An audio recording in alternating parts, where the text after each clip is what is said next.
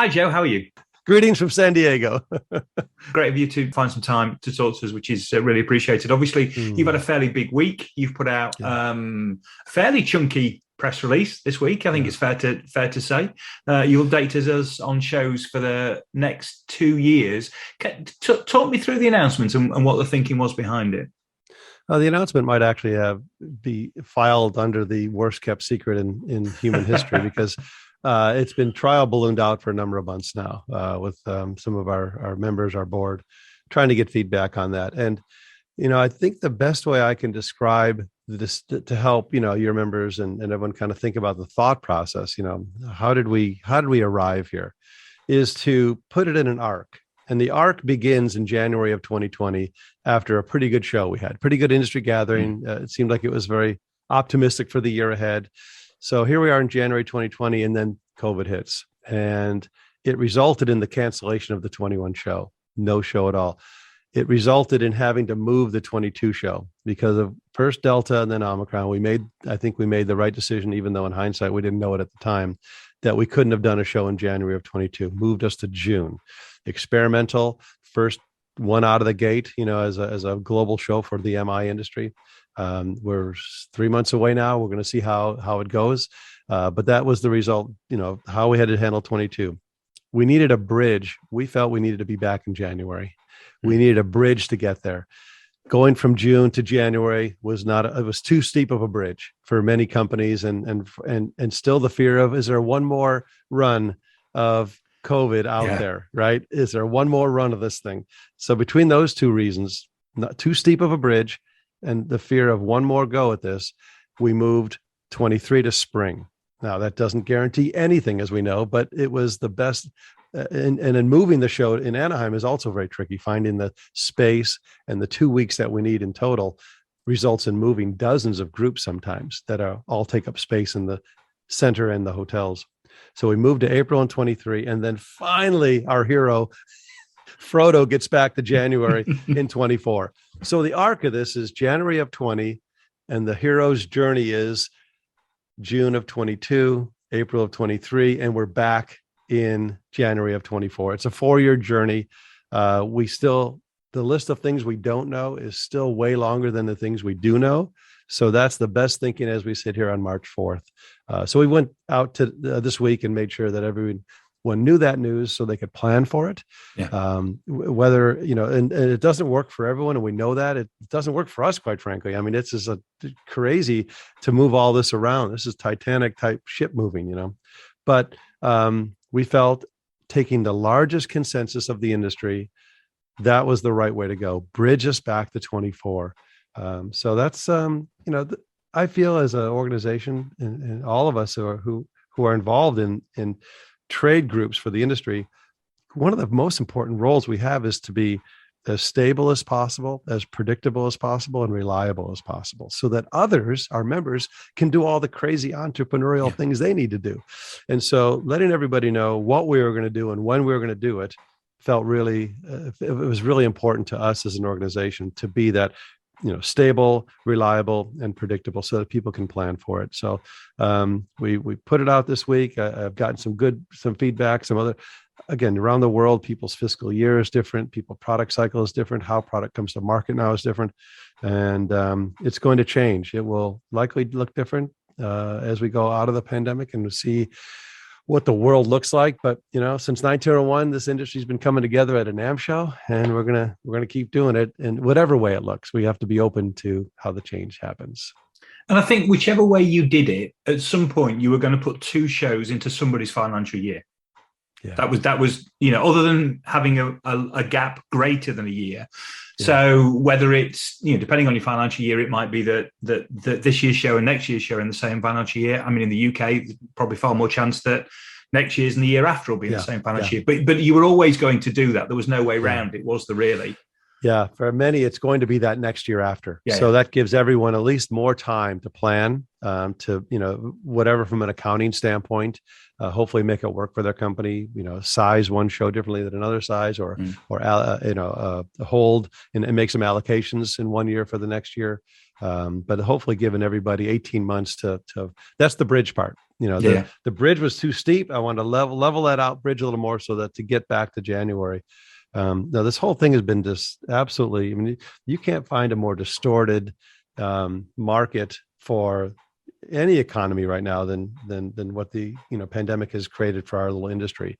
Again, we're not by no means alone. Every market has been distorted. It's been distorted by the lockdown. It's been distorted by the stimulus that has been put in place by governments trying to to ward off the worst of the effect. It's been certainly distorted by what that stimulus did, and created shifting 20% of the economy from a service to a goods economy. That type of shift overnight, the supply chain couldn't handle it. And so, these are distorted markets, and these all have to play out in order for us to get a clearer picture of what the world's going to look like and then what our industry is going to look like. So we just, we'll see. There's, again, this is day one for me. I feel like, I thought I knew the industry. I thought I had some stuff figured out after 40 years. And my first NAMM show was 40 years ago. And I realize now I didn't know anything, and everything we thought we knew was up for new analysis and consideration. So did you ever think of a permanent date change? I mean, were you close to that, or did it always really come back to January? That was an interesting question that got debated quite heavily by many. And as you know, with the membership that we share and that we know these, great companies around the world, very few of them seldom arrive at the same conclusion on any one issue, sometimes related to whether the sun rises in the east and sets in the west. I mean, there's very little consensus on most things. And this one was actually kind of interesting. There was a consensus on January. Right. We had an actual board meeting in January and one question came up: what if we like April in 23? And it was an interesting question. Like, what if the world just all of a sudden galvanizes around April and says, hey, this is really good for us, product cycle wise? And again, and I said, well, if that happens, we will make a change. We've already moved the show twice in basically 8 months at that point, having canceled it, moved to June, and then moved the 23 to April. As crazy as that was, we did it. And if we need to do it again, we will. But until that time, we're going to lock in and contract for these dates. But I think the lesson there was to remain open to new possibilities as they emerge. I say we're almost done with the pandemic. I think we are. All the signs are that we're moving away from pandemic to endemic, but I don't know that. No one knows that, maybe that was just the first part. Maybe there's a part B. We don't know. So I think if anyone, any of your members, we've all learned to be as flexible and nimble as we can possibly be. And maybe that's one of the greatest lessons of the pandemic is, keep your eyes wide open for new opportunities and take them when they come. So finally, how are we geared for June? Registration's opening at some point this month? Next week, I think it's on the 9th. Sales are good. I think, look, here's how I approach it. I think we're going to be half the size we were in 2020 all the way around. Half the size on the floor. And I don't know about registration. I could be wrong on that. It could be higher, but half on registration. I think it's going to take us several years. It may take us a very long time to ever get to where we were in 2020. That was the high water mark in 120 years for NAMM. And it's going to take us a while to get back to that.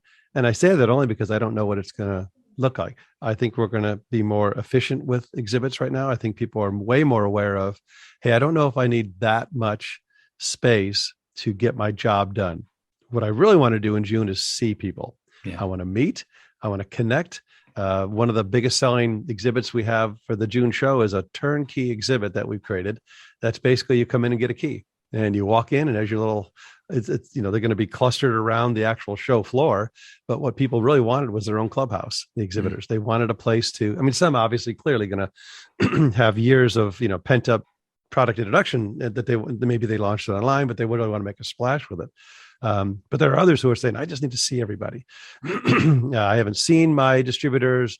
And many people are saying, I'm just going to bring my staff because I haven't seen my staff in 2 years. Some of these companies have gone remote, and by bringing their staff together, they're having meetings the day before or the day after. All staff meetings that used to occur in their headquarters are now, like say, people are remote now and they haven't seen each other. We have new employees in our industry who have never met their teams. They've never met directly their boss except on Zoom or Teams. So, I think there's going to be kind of a work-related gathering, but there's that business side. I think really people are more than anything else hungry for connection. And that may be our role right now, is to lead out of this with bringing the industry back together on our platform, that town square, and people can look around, kind of, do some business, launch some product, dust themselves off, find out what the education offerings are. That, there's some great ideas that we're going forward with on the education track. But the networking, getting back to the award shows, the Parnelli Awards, the Tech Awards, She Rocks. We're doing the top 100 awards there. And there's just that networking side that I think people I know I am really hungry for, just seeing people again. So the fundamentals are there: new products, education, and networking. I don't know. That's what I know. What I don't know is how those will be viewed differently in a post-COVID world. And we're going to find out. We're going to find out where the value is.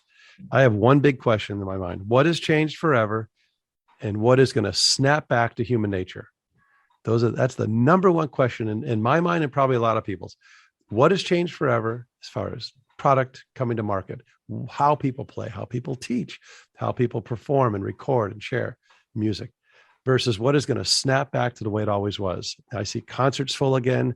I see sporting events full again. I'm getting clues to say, human nature hasn't changed that much. But it's one of my biggest questions. What's changed forever, and what is going to snap back to fundamental human nature, people wanting to gather as they have for 6,000 years of recorded human history. And we'll find out in June. Well, at least we'll get more clues when we're all together in June again. And I'll study it carefully and iterate, and we'll create the next version of it in April. Perfect. Joe, thanks for your time. You're very welcome. Appreciate all you guys do. Your board is great. You're very lucky to have such great working people. Stephen's been great to work with. Of course, Alan, as a previous board member. You got some great folks there who really care. And with that, you can solve any problem in the world, is my opinion. Thank you.